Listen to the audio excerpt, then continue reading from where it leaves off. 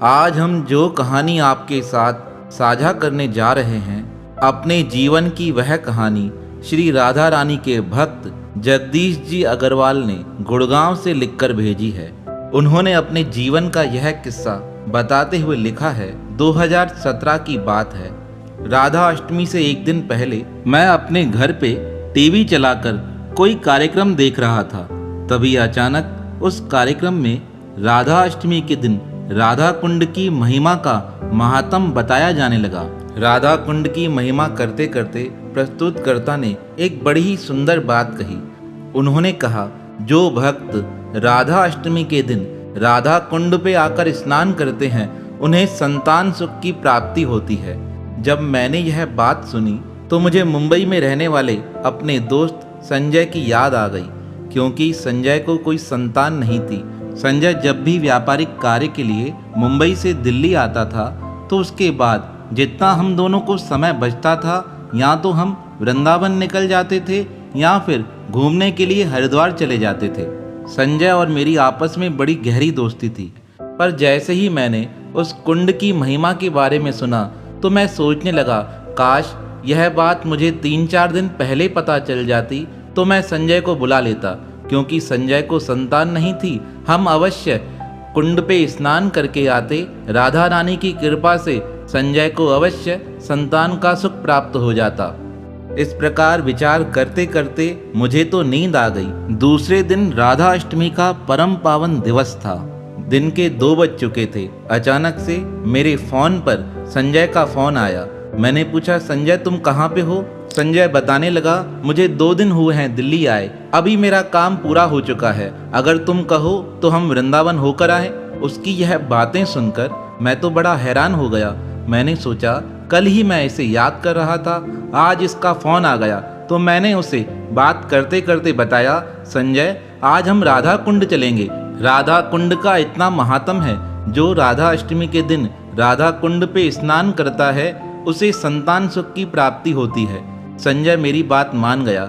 मैंने संजय को कहा, तुम आराम से अपना काम पूरा कर लो, मैं 6 बजे आकर तुम्हें होटल से पिक करता हूँ। हम 9 बजे तक आराम से वृंदावन पहुँच जाएंगे। हमने ऐसा ही किया। हमने 6 बजे यात्रा चालू की और रात्रि को 9 बजे हम बरसाना के राधा कुंड के नज़दीक पहुँच गए थे।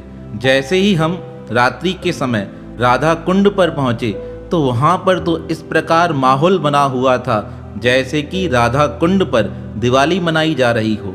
बहुत सारे दीपक राधा कुंड पर जलाए गए थे। बहुत सारे भक्त अपने हाथों में पुष्प मालाएं लिए लगता था किसी का इंतजार कर रहे हैं। सब तरफ भीड़ ही भीड़ थी। सब लोग इंतजार कर रहे थे कि कब हमारा नंबर आएगा और हम राधा कुंड में स्नान करेंगे। हमने बहुत प्रयास किया राधा कुंड पहुंचने का, पर भीड़ इतनी ज़्यादा थी। हमने 1 किलोमीटर दूर अपनी कार पार्क की। उसके बाद धीरे धीरे पैदल चलते चलते राधा कुंड के नज़दीक पहुँचे। वहाँ पहुँचने के बाद भी हमें स्नान करने का अवसर नहीं मिल पा रहा था। संजय, मैं और हमारा ड्राइवर हंसा सिंह, हम तीनों साथ थे। हमने 10-15 बार राधा कुंड की परिक्रमा लगाई, पर कहीं भी हमें स्नान करने की जगह नहीं मिली। तब हम सोचने लगे, हो सकता है थोड़ी देर इंतजार करें, फिर भीड़ कम हो जाएगी, उसके बाद हम स्नान कर लेंगे। इस प्रकार इंतजार करते करते रात के 12 बज गए।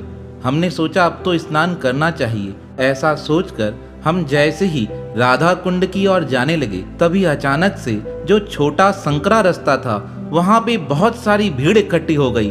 अभी तक तो कुछ था नहीं, पर अचानक पता नहीं कहाँ से 200-300 लोग आ गए और इतनी भगदड़ होने लगी कि हम तीनों ने एक दूसरे का हाथ पकड़ लिया। अभी तो हमें कुछ समझ ही नहीं आ रहा था कि हम कहाँ जाएं।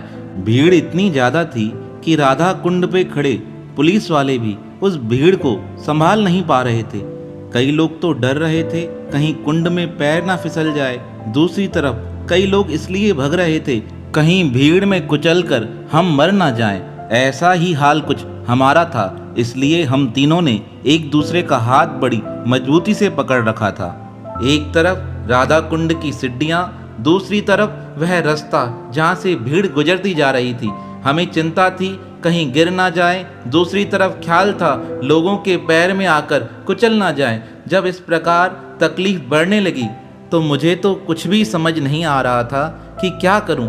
तब मेरे मुख से अचानक से एक ही शब्द निकला, हे राधे रानी मारक दो, हे राधे रानी मारक दो, हे राधे, हे राधे।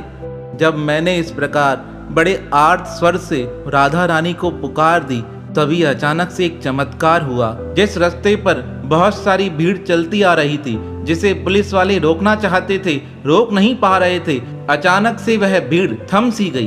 तभी कहीं से एक काला सांड नंदी के रूप में उस भीड़ के बीच में उपस्थित हो गया। वह नंदी बड़े जोर से इधर से उधर भागने लगा। उसको इस प्रकार भागता देख सारी भीड़ भी बड़ी भयभीत हो गई। उस नंदी को इस प्रकार देखकर जो लोग एक दूसरे के ऊपर गिर रहे थे, वह पता नहीं कहाँ गायब हो गए। वह नंदी बैल मेरे नज़र के सामने घूमते घूमते पता नहीं कहाँ अदृश्य हो गया। अब हम तीनों अपने आप को संभालते संभालते जल्दी से राधा कुंड में स्नान कर बाहर आकर अपने घर पहुँचे। पर मुझे अभी तक यह हैरानी होती है, मेरे देखते देखते पता नहीं वह नंदी भगवान कहाँ अदृश्य हो गए। मुझे तो एक ही बात का विश्वास हुआ, उस भीड़ में हम तीनों कुचल जाते अगर उस समय राधा रानी नंदी को भेजकर हमारी रक्षा न करती। वह हमारी रक्षा करने वाली कोई और नहीं, भगवान श्री कृष्ण की प्रिया श्री राधा रानी थी। मेरे मन को तो ऐसा ही विश्वास है। आज उनकी कृपा से मेरे परिवार में अनंत खुशियां हैं, मेरे दोस्त के परिवार में भी खुशियां हैं। वह राधा रानी सब भक्तों पर ऐसे ही अपनी कृपा बरसाए रखें, मेरी तो यही मंगल कामना है। यह मेरे जीवन का अनुभव था। मैं चाहता था यह सब भक्तों तक पहुँचे। किस प्रकार राधा रानी ने मेरी लाज रखी थी और किस प्रकार श्री राधा रानी ने मेरे दोस्त के घर को खुशियों से भर दिया, यह मैं सब आपके साथ साझा करना चाहता था। जय श्री कृष्णा, जय श्री राधे।